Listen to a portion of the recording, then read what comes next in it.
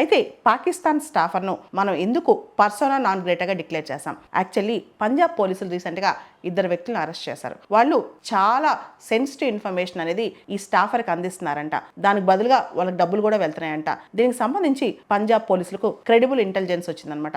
దాంతో ఇద్దరిని అరెస్ట్ చేస్తే వాళ్ళు చెప్పారు ఇన్ఫర్మేషన్ మొత్తం కూడా పాకిస్తాన్ హై కమిషన్ ఆఫీస్ నుంచి కొంతమంది తీసుకుంటున్నారని. ఈ అనుమానంతో ఇండియా ఇప్పుడు పర్సోనా నాన్ గ్రేటా ఒక స్టాఫ్ని డిక్లేర్ చేసింది. 24 అవర్స్లో ఆ వ్యక్తి వెళ్ళిపోవాలని భారతదేశం నుంచి పర్సోనా నాన్ గ్రేటా అని చెప్పి ఇండియా డిమార్చ్ కూడా ఇచ్చిందనమాట. పాకిస్తాన్ హై కమిషన్ ఆఫీస్ నుంచి డిప్లొమాట్ని పిలిపించి డిమార్చ్ అంటే ఇది మాకు నచ్చలేదు, మేము ప్రొటెస్ట్ తెలియజేస్తున్నాం మీరు చేసిన ఈ పనికి అని చెప్పి ఇండియా ఇచ్చిందనమాట. ఆ తర్వాత టిట్ ఫర్ టాట్గా జనరల్గా ఇలా మనం పర్సోనా నాన్ గ్రేటాగా డిక్లేర్ చేస్తే చాలా దేశాలు చేస్తూ ఉంటాయి, ఒక దేశం పైన ఇంకో దేశం ఒకరిని డిక్లేర్ చేస్తే వాళ్ళు కూడా చేస్తారనమాట. టిట్ ఫర్ టాట్గా ఏదైతే ఇండియన్ హై కమిషన్ ఆఫీస్ పాకిస్తాన్లో ఉంటుందో అక్కడ మన స్టాఫ్ని కూడా వాళ్ళు పర్సోనా నాన్ గ్రేటాగా డిక్లేర్ చేశారనమాట.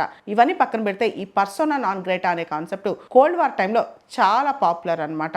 ఆ టైంలో ఒక దేశం వాళ్ళు ఇంకో దేశం వాళ్ళని ఇలా రెగ్యులర్గా డిక్లేర్ చేసుకుంటూనే ఉండేవాళ్ళు. అయితే పర్సోనా నాన్ గ్రేటాగా డిక్లేర్ చేస్తే జనరల్గా మామూలు భాషలో అయితే అన్వెల్కమ్, మీరు ఇంకా మా దేశంలో ఉండొద్దు, మా దేశానికి రావద్దు అని అర్థం. అదే డిప్లొమాటిక్ లాంగ్వేజ్లో అయితే మీరు డిప్లొమాట్స్కి ఉన్న ఇమ్యూనిటీస్ కోల్పోతారని అర్థం అనమాట. ఇది డిస్ప్లెజర్ కూడా సూచించుద్ది, మీరు చేసే పనులు మాకు నచ్చలేదు అని ఒక డిస్ప్లెజర్ సూచించడం అనమాట. ఇవన్నీ కూడా పర్సోనా నాన్ గ్రేటా కిందకి వస్తాయి.